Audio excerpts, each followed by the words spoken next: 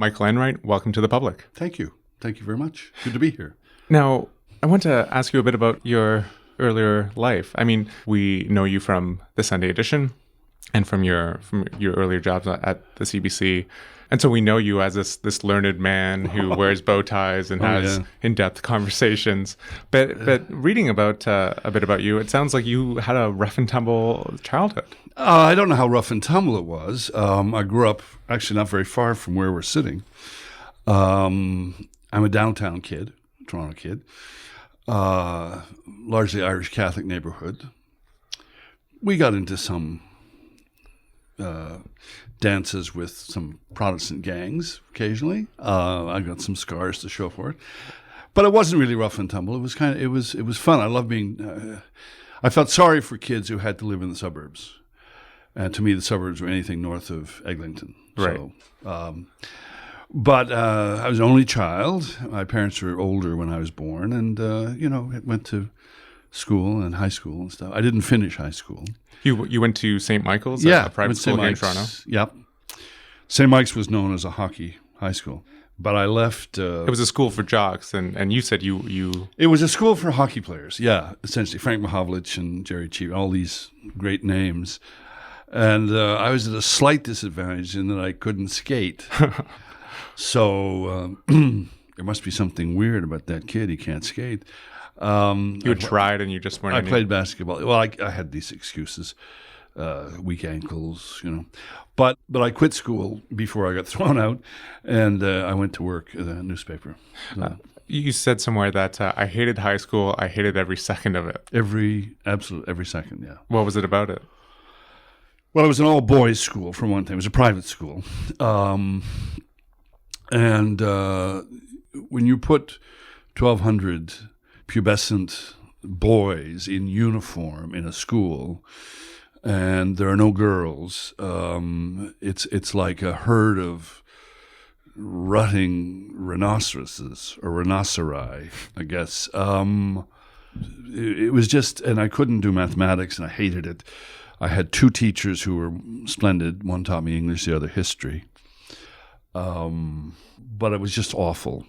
Now, I have to tell you that years later, one of my sons went to St. Mike's and talked to the principal and said, the old man has always been embarrassed. He's a high school dropout. Would you give him an honorary high school diploma? And the guy said, yeah, if he will give the commencement address. So I went and I've got my graduation ring there. Oh, there you go. 09. And I said I left St. Mike's in 1960 and I graduated in 2009. That might be a record. I think it is, but I've got the thing framed. I'm very proud of it, actually. It's an honorary high school. I have a couple of other honoraries, but that's a good one to have. So you weren't a strong student. I think you could say that safely, yes. You failed grade 12? Many times, yes. Actually, I failed it twice. 2 or 3, I can't remember. And then I figured I should give it up as a bad deal. I got very good marks in English because I had a trick memory. They used to give, I think, 25 marks or something for memory work on the exam. And I could memorize something just by reading it once. And so I always had a quick 25, cheap 25 marks. But the sciences, chemistry and algebra and everything just left me. I didn't know what I was doing. You weren't interested in it, or you just... No, I couldn't care less. I didn't... I remember one time in physics, the teacher was trying to explain the question of pressure on the ends of an oval. And to do so, he took an egg and he said, now watch, I'm going to put pressure. And he put it between his hands and began to squeeze. And he said, I'll show you. It won't break because the pressure is equalized. And of course, he smashed the thing and it went all over him. And I thought, well, that's science, right? That's good. I really want to do that for a living. But I wasn't anti-science. I just didn't like, and I didn't like the regimentation. I didn't like taking orders. I kept getting sent to the vice principal's office for various felonies and misdemeanors and stuff. Such as? Late. I lived very close to the high school. So I would try and get up at 5 to 9 and get there before 9:03 when the bell went. I just did stupid things, pranks and things. I once got a master key to every classroom in the school, and I would rent out the rooms to guys who brought their girlfriends to school for the dances on Saturday night. And I think I rented it $2 an hour or something, and they found out about that. And there were a lot of weird things, but there were some terrific people, in class, and but I just didn't fit. Were your parents disappointed or worried about you? I mean, you were an only child. Only child. Oh yeah, they were worried. They were concerned that my first job, what I call a suit job, was with an insurance company, the Norwich Union Fire Insurance Society. I was an auto renewal clerk. When your insurance is up, I had to figure out what the premium would be for the coming year and then fill it out, and somebody would type it. And I had no idea what I was doing, but I think I was making $40 or $50 a week. And then I quit that and got a job on a weekly newspaper. That was the start of it. You took creative writing classes at night? No.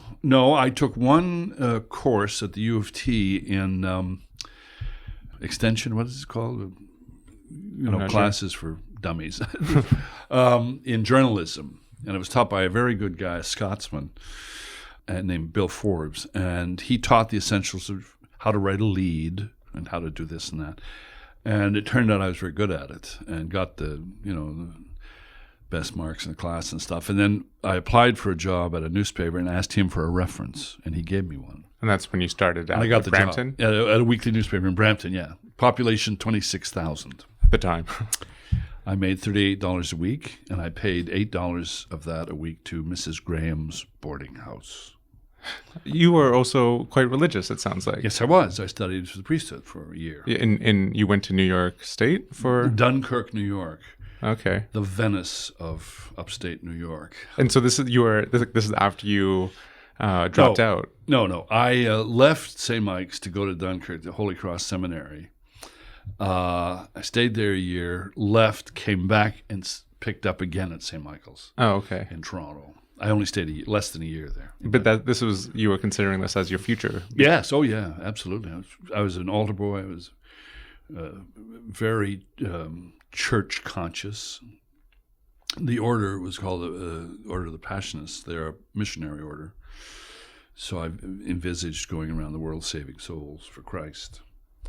And it was a very interesting experience, one which I would not care to repeat or recommend to anybody. It was, I imagine, quite strict? It was extremely strict. It was the rule of silence, except when you were recreating in the afternoon. You got up at 4:30 in the morning, and it was in the monastery was in a big old house right on the shores of Lake Erie, the southern shore of Lake Erie. So it was freezing cold in the winter. We slept in dormitories, and we had blankets made out of buffalo skin that had been used by American soldiers in Korea. So you would go to bed fully clothed underneath these buffalo hides. And the food was unspeakable. And you were only allowed to receive one letter a month and write two, or receive 2 letters a month and write 1. I can't remember. So if you didn't like St. Mike's, this sounds like it would be... This was St. Mike's cubed. Yeah. But it was, they did the funny thing. For the first time in the 400-year history of the order, they gave a Christmas furlough to seminarians. And that was a big mistake, because I came back to Toronto that Christmas, and I discovered girls and beer, and it had a profound impact. So when I went back to Dunkirk, I wasn't really interested in staying. So, and a friend of mine in Holy Cross had a breakdown. He wigged out, and the expression was he got shipped. And so I I wasn't crazy the way they handled it, and he was a friend, and he was gone, so, They got shipped. He got shipped, meaning expelled. Expelled, yeah. Well, he was asked to leave. And so how did the idea of pursuing journalism, how did that even occur to you? I always wanted to write, and I always wanted to be on the radio. You knew that growing up? When I was a kid, when I was 9 or 10, I would make a little radio studio. I'd use a lamp, not unlike this, as a microphone, and I would tear out stories from the newspaper to read as a newscast. And I would take ads out of the papers and use them as commercials. And I'd make a little, I'd be maybe 9 or 10, and I'd make a little radio program for my parents. And I had a set of what we call earphones, that came with a crystal set. You have no idea what I'm talking about, do you? No, I have no idea.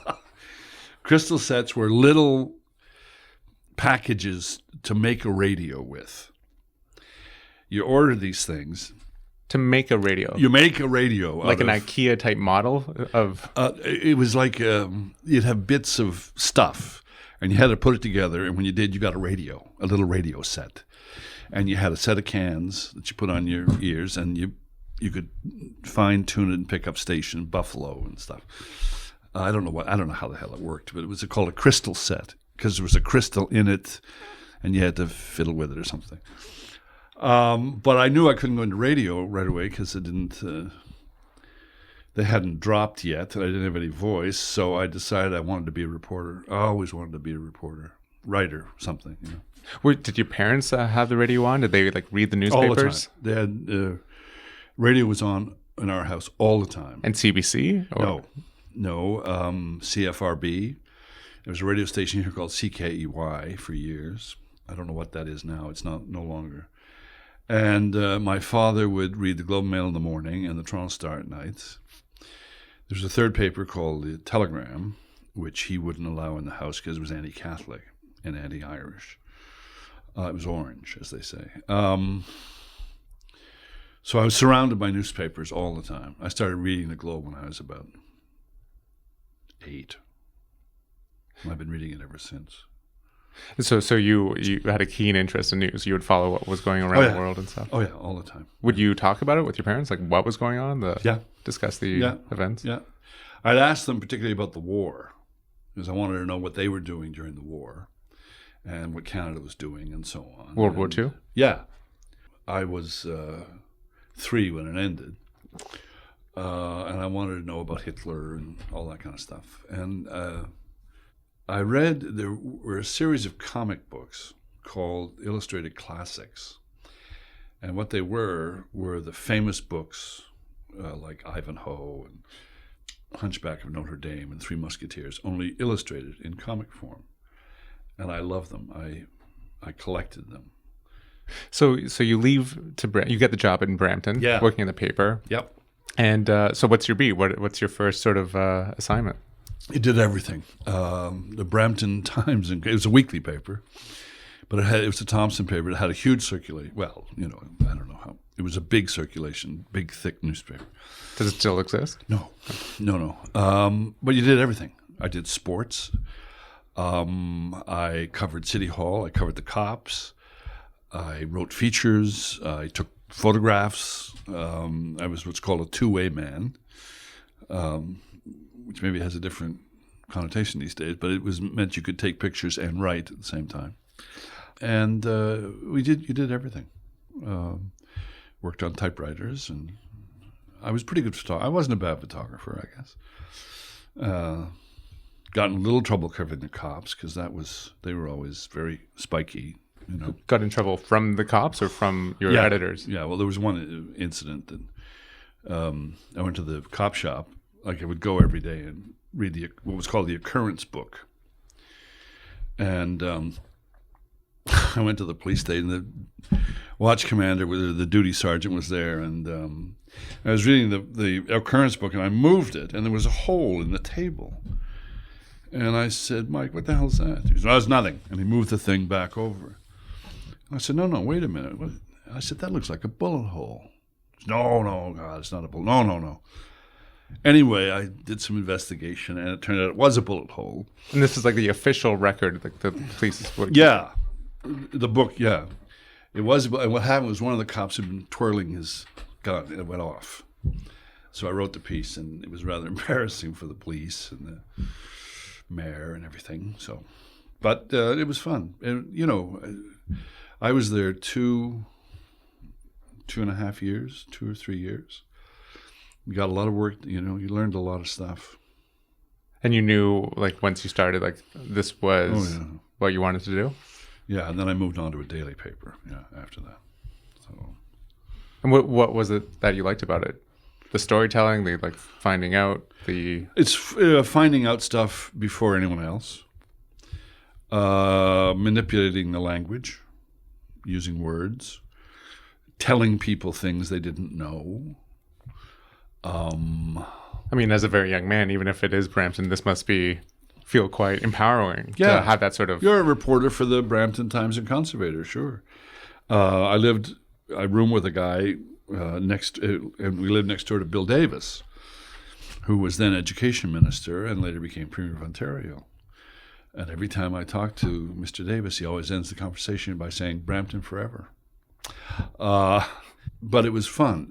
I didn't like covering the accident, the fatalities and the occasional murder. That was kind of, I didn't like taking pictures of dead people, but you had to do it. And was there any type of story in particular you were... Features. I like longer features, and writing about characters. That was fun. Like characters from the community? Sure. Profiling them? Yeah, profiles. Exactly, yeah. And that was my favorite thing in print. So I read as an aside somewhere that you went to England after this, or after you worked at another paper? I went to the Kitchener-Waterloo Record. I stayed there for a while. And then I moved to England. Yeah, I went in 1965. I think it was in the Ryerson Review of Journalism, and it said for soul searching or something of the sort. Really? No, I wasn't searching a lot of soul. I wanted to go and live in England. I wanted to get out of Canada because I thought it was so boring.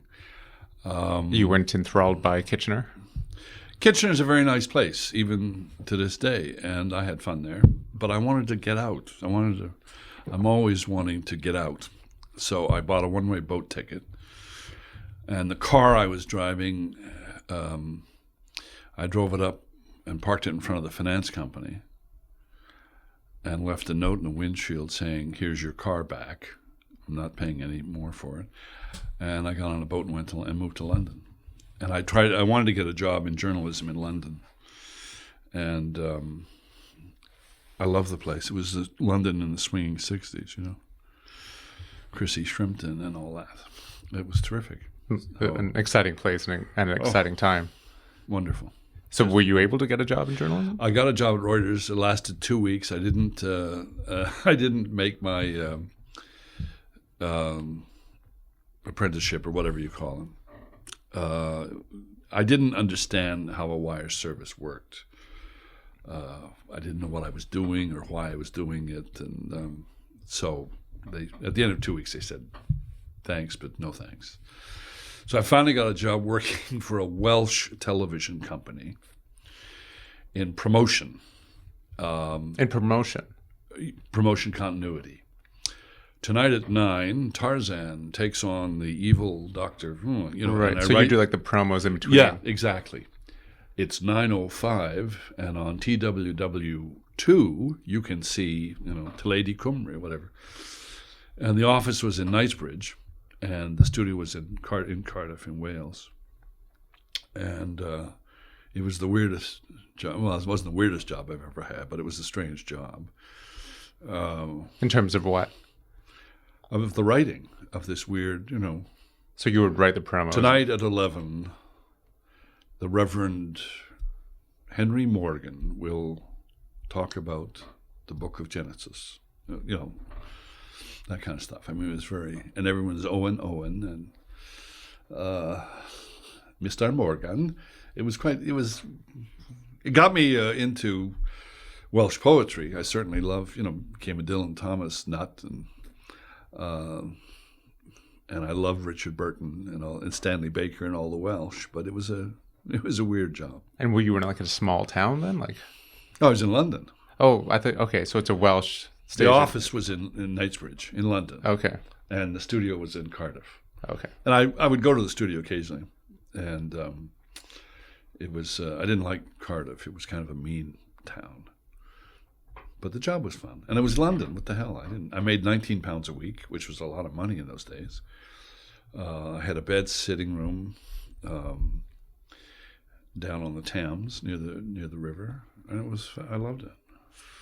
And so you come back, and so you've worked at basically all the well, I mean, besides the National Post, I guess you've worked at all the big publications, it seems, in Canada. The Globe and Mail, the Toronto Star, Maclean's.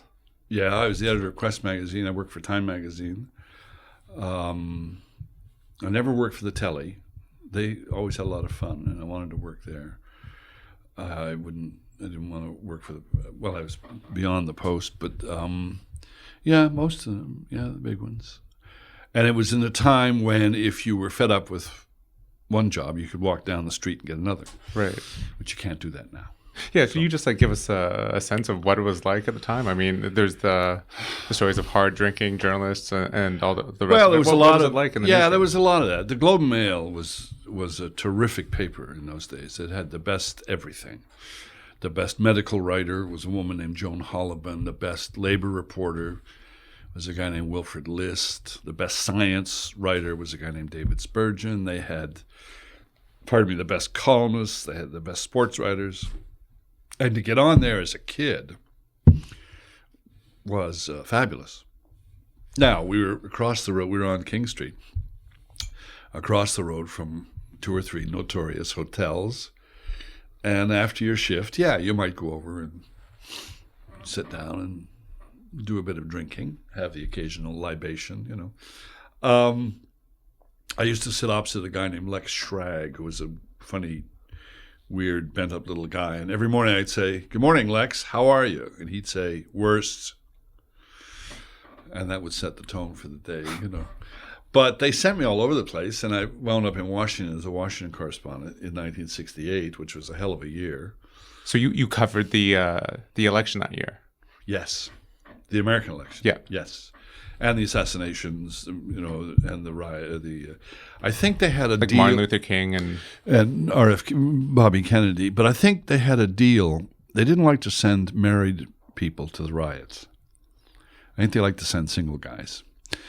So, and there was the riot in Chicago, of course, during the Democratic Convention, which I got thumped pretty good at. In fact, I got tear gas so often that when you get tear gas, it goes into your clothes. And I put in for my expense account for a new suit, and the Globe wouldn't pay. So this was the convention where the police went on a riot, basically?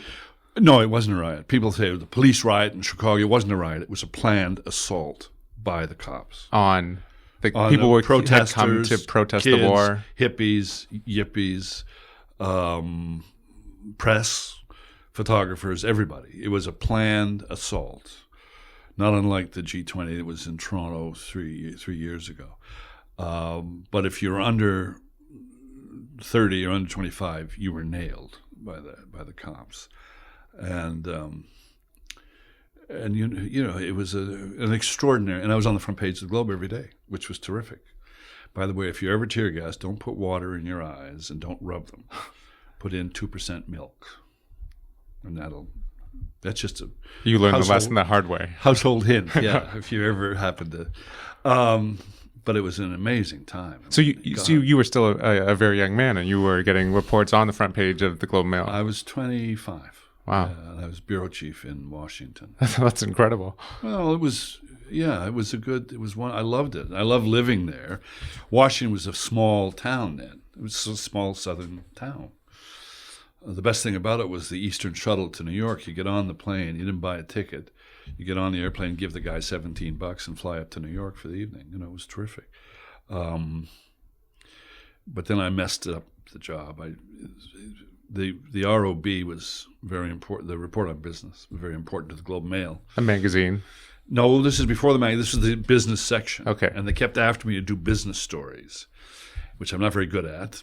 And I kept saying, look, the politics down here is incredible. They're burning the cities. They're shooting everybody. I don't want to do stories on the auto pact, you know.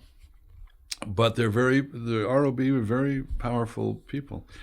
And anyway, after Nixon was elected, and I went up to New York for election night, and then went up to California for the thing. And then the inauguration was that January, and then I was pulled back to Toronto.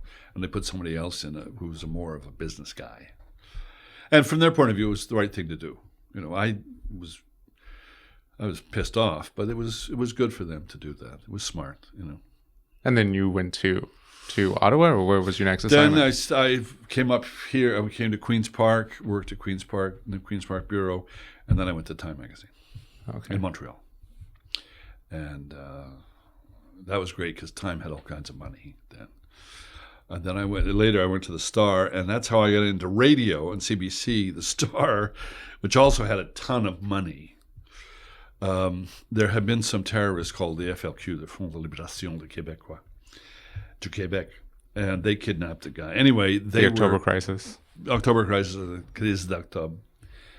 And they went to Cuba, but then they left Cuba years later and went to France. So the Star called me in one day and said, you got a passport? The editor, the managing editor. Yeah, he said, I want you to go to Paris tonight, and I want you to find the FLQ guys. And I said, sounds like a scene out of a movie. I said, are you crazy? He said, don't go home. Buy what you need when you get there. And the only thing they had, it was an Air France first class ticket. And so I sat in this jumbo drinking brandy all the way over and talking to the stewardesses and smoking. And I thought, my God. And I was at the Intercontinental Hotel, which is a fantastic hotel. And then I was supposed to go into Paris and find the FLQ guys. And so I met with some other correspondents, you know, Canadians, and we would have dinner, long, boozy dinners. And then we'd all say, okay, what are we going to file and how are we going to find these guys? And in the middle of this, I got a call from the CBC that Barbara Frum was doing As It Happens and wanted to interview me about finding the FLQ guys. And so I said, absolutely, sure. And so she phoned back 3 or 4 hours later or something. And Mr. Michael, I'm the Toronto Star. How's it go? Well, Barbara, I think we're really close. I think we're, any minute now. We've had reports of this and that. And it was all bullshit. But a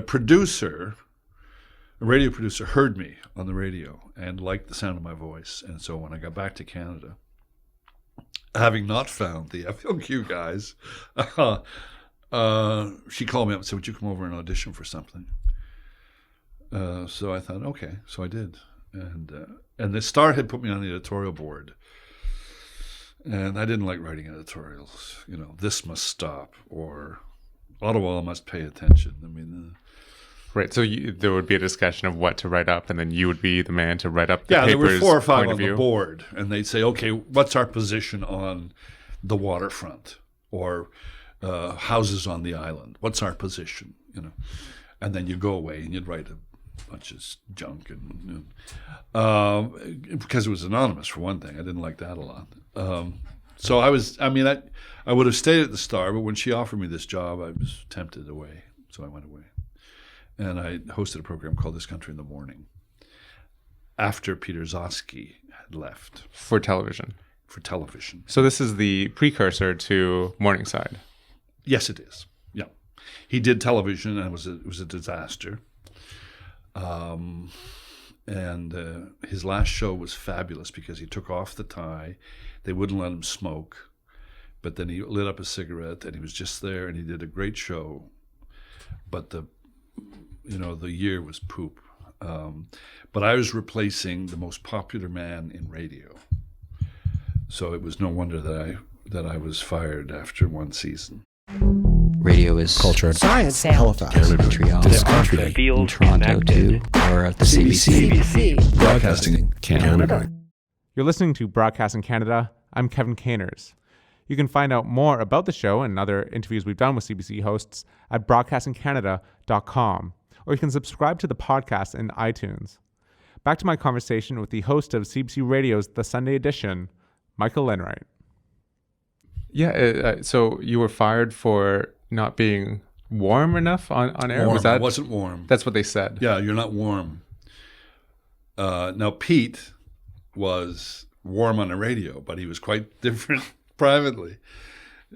We got along well over the years, but I said, what do you mean I'm not warm? I bought a dog, I got married, I've got a sweater, I smoke a pipe, you know. It's like becoming a likable politician. I didn't care about pickle relish recipes or any of that crap. I hated the North. I'm not interested in the North. It's full of racists and alcoholics and stuff. And I'm sure it's changed now. I've been North, and it's a fascinating place. But I guess I was young and snarky, and I didn't. I was a city kid. And Peter was not. Although he was a very urbanized person, but he grew up in a small town. And you think that helped to have more that sense of sure, he's closer to the reaching people. out to like rural Absolutely. Canadians, or and he's close to the people. I mean, he grew up in Galt, and he once said, "Well, why would I go to Paris when I can go to Paris, Ontario?" Well, you know, come on, Peter. Because you guys had have pretty parallel lives in a lot of ways, in that he was a writer too. He worked for newspapers. Yeah, he worked for Maclean's. He was ME at Maclean's, and I edited a magazine called Quest. And we had a kind of competitive thing. He and I always were very guarded with each other. But guarded in what sense? In what you revealed to each other? Yeah, that. And also there was some competition there. When I was doing As It Happens and he was doing Morningside, you know, who got the guests and all that kind of stuff. And I had enormous respect for him as a broadcaster, though. He broke all the rules. When he came, there was no one like him before him. And when he came along, it was just a whole new way of doing radio. And like what did he do particularly? He understood the intimacy of it. He understood that when you're talking into the microphone, you're talking into someone's ear. It's unmediated. It goes directly into the brain pan, and it's intimate. It's very intimate. So did before, like you hear those old broadcasts of like, you know, like from the 50s, and it sounds like that authoritative voice and like very formal. So he sort of helped break that? All that, yeah. The old good evening. This is the CBC radio, all that bullshit. And he was able to, he was a master interviewer. That's because he'd been a print reporter, I think. And he asked questions that the listener wanted to ask if the listener had access to the microphone. He was terrific. So you were competitive with him, but did you also learn from him in that sense then? Yes. Or was it more just your own background in print too? No, I learned a couple of things from Pete, but not. I mean, there was this whole thing about sincerity on the radio and how far do you push that, and how to, you know, if you can fake sincerity, you know, you can fake anything. But it was the idea of some of it. I found I didn't want to be cloying, and I never wanted to talk down to the listener. Now, Peter didn't talk down to the listener, but it was an odd relationship I think they had, and he and I were, you know, in a sense, he was the beginning of the day. As It Happens was at the end of the day. We were sort of in competition, but he was an extraordinary broadcaster. I mean, he was amazing. So do you mean that like you would have, if you weren't interested in a particular item on the show, you would have trouble faking that interest? Yeah, I wouldn't do it. I mean, actually, people came to. I had a tick that I never shook. If I was really bored by something, I would say, "That's fascinating," and people would pick up on that. And when they heard that fascinating, they realized, "Oh, Enright's bored to tears." Why would I do something on the radio that I wasn't interested in? Doesn't make sense. Now, sometimes you have to do stuff. You know, you have to do an interview about a budget or something or whatever. But I don't understand why you would want to do something that you didn't care about. Right, because that would come through, and then it doesn't work regardless. You can't fake it. I mean, you can try and fake it, but listeners are smart, and radio cuts through everything. It just smart people can sound stupid on the radio occasionally. Stupid people cannot sound smart on the radio, and it's a very honest, direct, pristine mode of communicating. And if you try and fake it, you're not doing yourself a service, and you're certainly not doing the listener a service. So you have to be naked. You have to be honest. So, despite the occasional item you weren't interested in, did you like the job? Were you on As It Happens? Not as it happens at like your first job at the CBC. Once you did This Country in the Morning. Oh yeah, I loved it. I loved being on the radio. I loved when the red light went on. I was totally relaxed. I was a basket case, a minute to airtime. I still am. But when the light goes on, I'm fine. I just flatten out, and I learned so much from so many people at CBC, people like Alan McPhee and Max Ferguson, and these immortals, and you learn tricks and techniques and stuff, and it was an education. I'm still learning.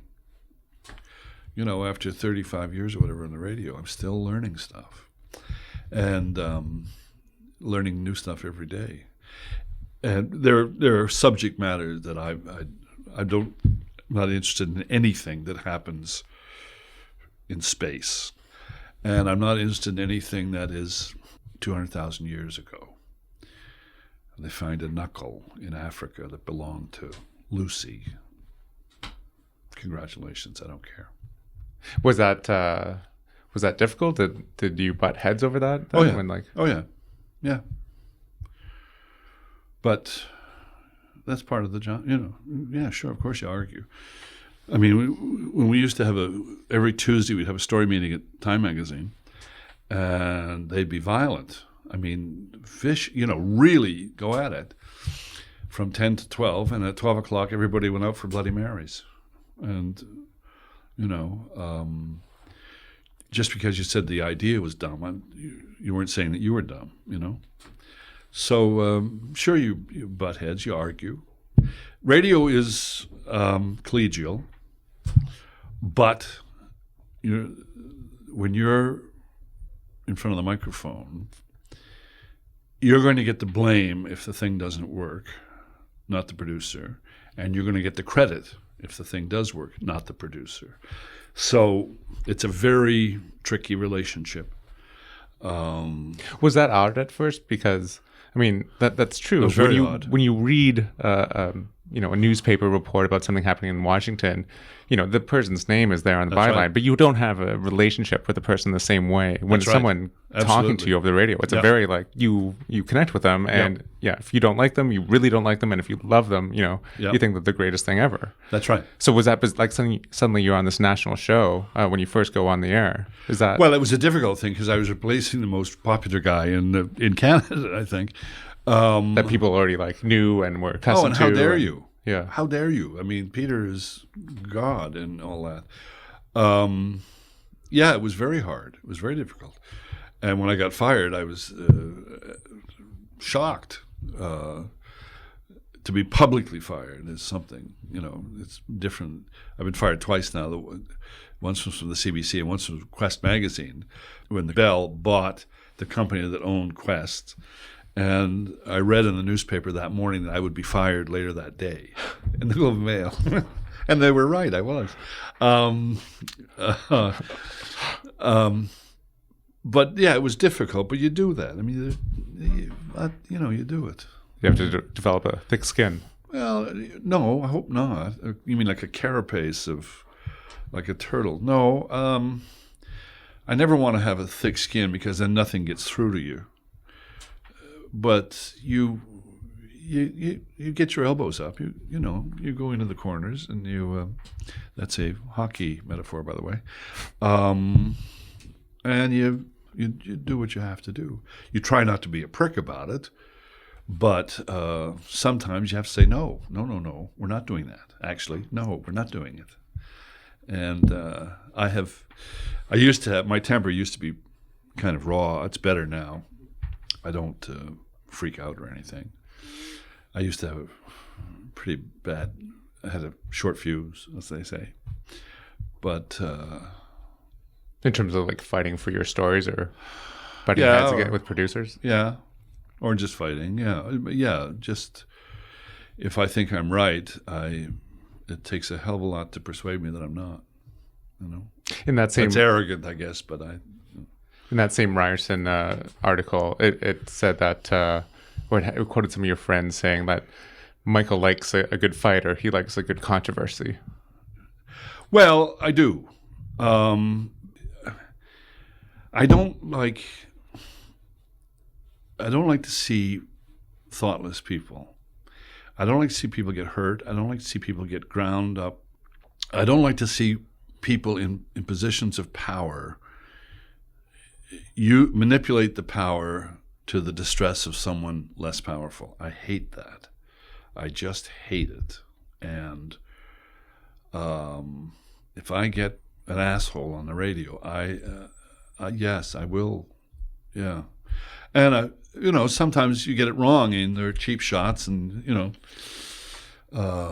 but remember, you're there as a surrogate. You're a public broadcaster. A surrogate for the listener. Yeah. The listener pays your salary and buys you all the furniture and the cell phones and stuff. And you're there, you serve at the pleasure of the public. And public broadcasting is in a very perilous state at the moment in this country. And you got to, you have to push back occasionally. But yeah, I do like to mix it up sometimes. And when you say you despise like powerful people using their power to hurt the vulnerable, or yeah. Well, what do you mean like that? Like, what sort of examples? Like within the media or more broadly? Well, I'm not crazy. I'm not too crazy about the way the media is constructed these days, because it's an era of celebrity news and celebrity journalism, which I don't like. David Halberstam, the great New York Times Vietnam correspondent, said it's inauthentic people doing inauthentic things, and the media writing about it. But no, just people who push around other people and who, during the Bosnian War, for example, when the majority Serbs are trying to extirpate, I think, the Muslim minority. The head of the Bosnian Serbs is a man named Radovan Karadzic, who was a psychiatrist and a poet, and he's now on trial at The Hague. And we got him on the radio one night, and I was reading the script and going through the thing, and he was talking all this crap and stuff, and I realized I had one of the great war criminals of the 20th century on the radio. So I threw the script away, and I said, Dr. Karadzic, tell me, how's the ethnic cleansing coming along? And he said, what? Ooh, and he blew up. And I said, well, you people are like the mafia, aren't you? They shoot one of yours, you shoot one of theirs. No, mafia, no. Anyway, it was a hell of an interview. And when it went off the air, the producer said, well, we'll never get him again, ever. We got him every time we phoned. Oh, Mr. Mike, I'll talk to Mr. Mike. Yeah. But that's an example of somebody who was, I think, a bad person, and who was getting away with his message and sending his message out. And it was my job to stop it, to bar the gate. And I think that's part of what the warrant is, part of what the mission is, to do that kind of stuff for a reporter, I mean, as you say, you came of an age as a journalist in an era where if you got fired from the Globe and Mail, you could just go across the street to the Toronto Star. Yeah. Do you think that was important in a sense? Like now, of course, newspapers are in dire straits. Yes. It seems every month or so there's a new announcement of layoffs happening. I mean, was that important in that you can burn bridges and you don't have to cozy up in order just to survive? You do what you have to do. I don't blame people who stick down and work for the pension, and all that. I don't blame them at all. I'm just not. I can't. I'm just not disposed to doing that. I'm not built that way. But there's nothing wrong with it. But I mean, in terms of like the art of or the importance of journalism as more of a public mandate, to be willing to burn bridges or to displease a guest like that. You have to be able to. You have to. This is very self-serving, and I'm very uncomfortable with it. But there are lines, and you have to draw them, and you have to say, you put your foot over that line, and I'm gonna come for you. Lines with whom? Your own morale, your own sense of ethics and morality, right? And whether it's inside or outside the business, people sloppy work drives me crazy. The coverage of the Boston Marathon was an embarrassment. It made me wish I had gone into the insurance business instead of journalism. It was awful. Some of the stuff we do it's unspeakable. We get names wrong, and it doesn't matter. You mean with like the breaking 24-hour news cycle, things like that? All of that. The rush to be first. All these people on television. You should read David Carr every Monday in the New York Times, the media columnist whom I know, who talks about the way journalism should be compared to the way it is. But you're someone who, I think it's interesting because not only have you spent 50 years now in journalism Thanks and reporting. Thanks for pointing that out. Yes. But you've seen the evolution. You've worked for many of our country's most important institutions, and you seem to have a strong philosophy on the importance of reporting. Well, why else would you be in the business? I mean, what are you doing here? If you can't, you have to. I don't care what you do for a living. I tell my children this. As long as you are the best at it that you can be, and you do it better than you thought you ever could, I don't care what it is. I have a son who's a bartender. He's a very good bartender. But if you don't touch people in some way, then you're just a bag of skin. You're taking up my air, and unless you have some sense of doing something and making it, I don't mean make the place better. I'm not talking about changing the world. I'm just maybe touching someone's life in a way that makes them stop and think or do something different. I have people come up to me and say, I heard, I listened to you and my mother was dying or something. You can't just take up space. You have to do something, and do it as best you can. So that's a profound thought, isn't it? But you know what I mean? That and reporting should be, although it's not, it should be the most critical element of a functioning democracy. Thomas Jefferson said, if I had to choose between having a government and having a press, I would have a press. Now, he was also a dictator in many ways, but you can't function as a citizen unless you're informed, and you can't be informed unless someone informs you. And we're doing a crappy job of it at the moment.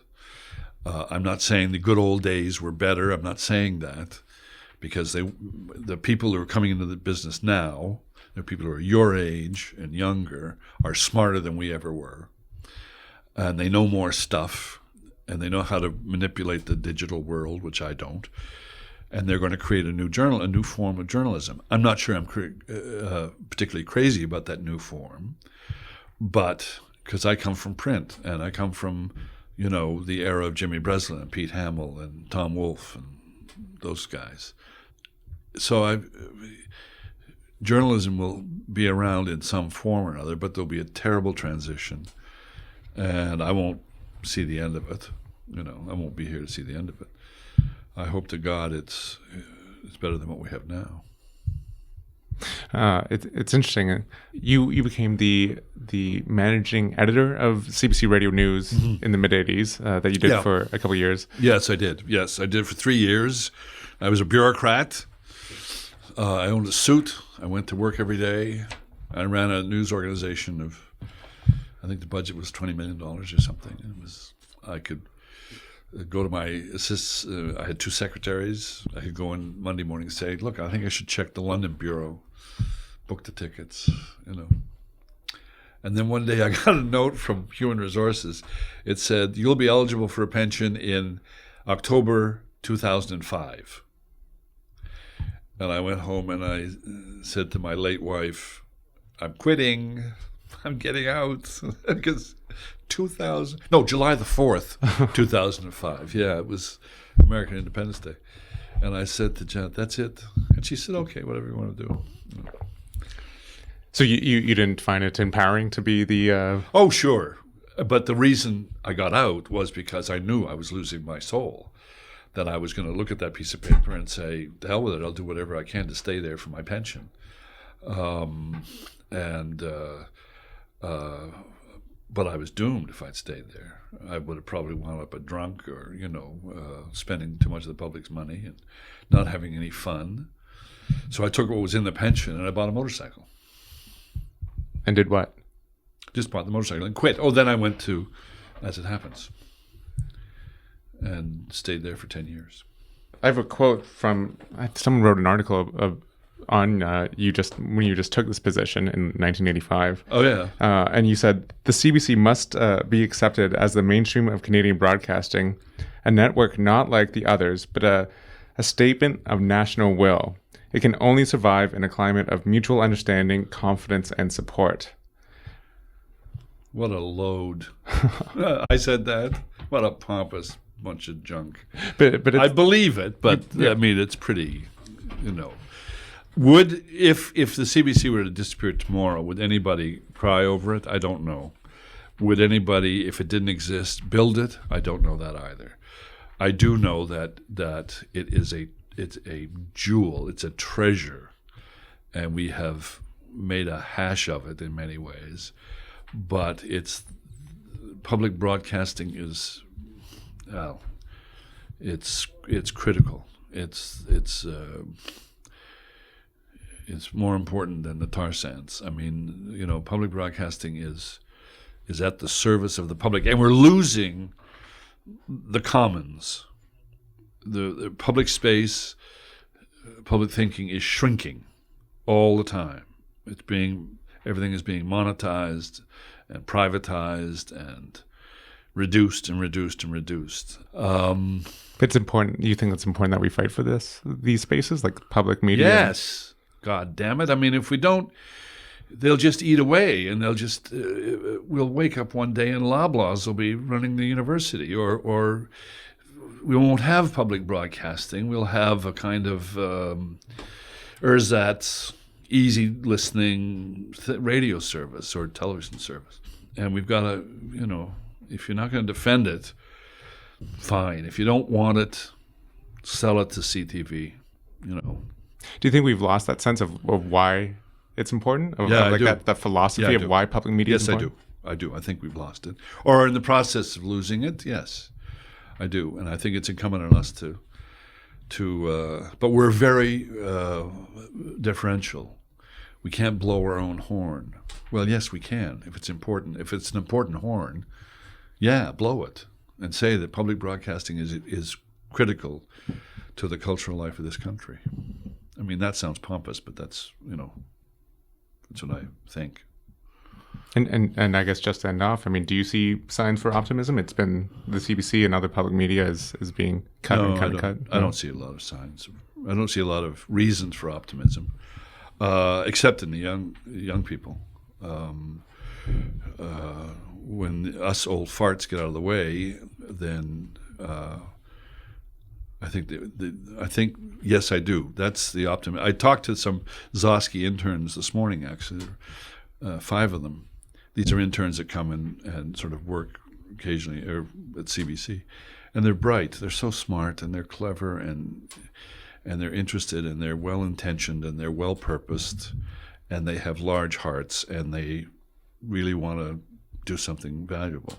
So that's the only optimism I have. The rest of it, I'm not terribly optimistic.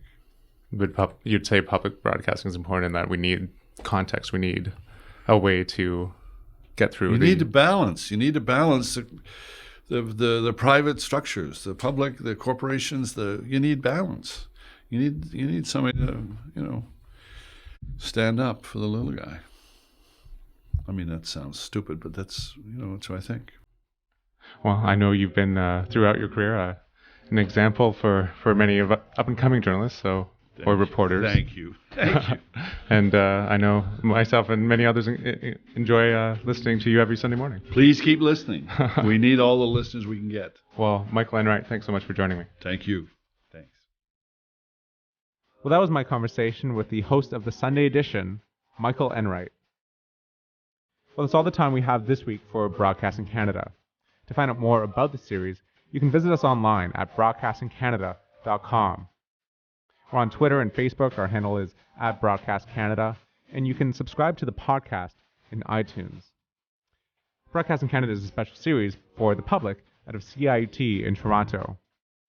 And final word, so what's it like to be a Canadian broadcaster? It's like a herd of rutting rhinoceroses or rhinoceri. See you next time on Broadcasting Canada.